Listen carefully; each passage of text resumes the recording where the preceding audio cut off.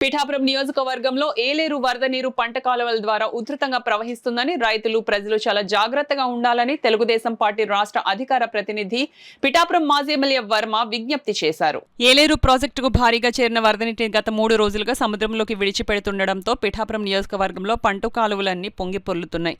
పలుచోట్ల కాలువలకు గండ్లు పడ్డాయి. మాజీ ఎమ్మెల్యే వర్మ వరద నీరు ప్రవహిస్తున్న పంట కాలువలను పరిశీలించారు. గండ్లు పడ్డ ప్రాంతాలను పరిశీలించి రైతులతో మాట్లాడారు. ఈ సందర్భంగా మాజీ ఎమ్మెల్యే వర్మ మీడియాతో మాట్లాడారు. ఈ కార్యక్రమంలో మాజీ జెడ్పీటీసీ మడికి ప్రసాద్, పుణ్యమంతుల మూర్తి తదితరులు పాల్గొన్నారు. ఏదైతే పంటకు పంచుకుంటున్నారో మీరు వరద వచ్చినప్పుడు ఎందుకు పంచుకోవట్లేదని మేము గట్టిగా నిలదీసి కలెక్టర్ గారు దృష్టిలో పెట్టడంతో కలెక్టర్ గారు కూడా సీరియస్ గా వెంటనే యాక్షన్ తీసుకోవడంతో అక్కడ దప్ప కాలువ కండి కాలువకి ఈ మళ్లించడం వల్ల ఈ ఈ ఈ రోజు వాటర్ ముళ్ళకన్నా ఉంది.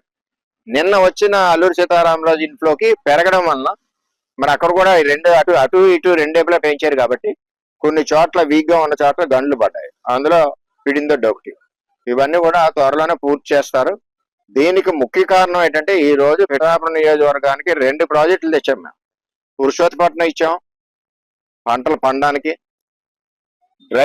డ్రైన్ ఉండాలి కాబట్టి ఏలేరు ఆధునికర 2 తెచ్చాం.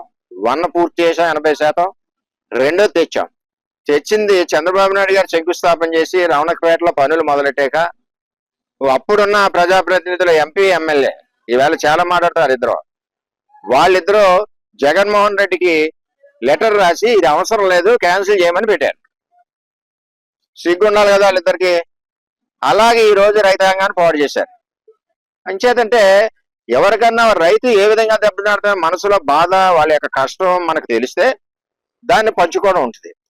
ఆ రైతు పోతే పని మనకెందుకు? మొదలుపెట్టిన వర్క్ ని, టెండర్ అయిపోయిన వర్క్ ని ఎవడైనా క్యాన్సిల్ చేస్తాడా? బుద్ధి జ్ఞానం ఉన్నవాడు. చేశారు.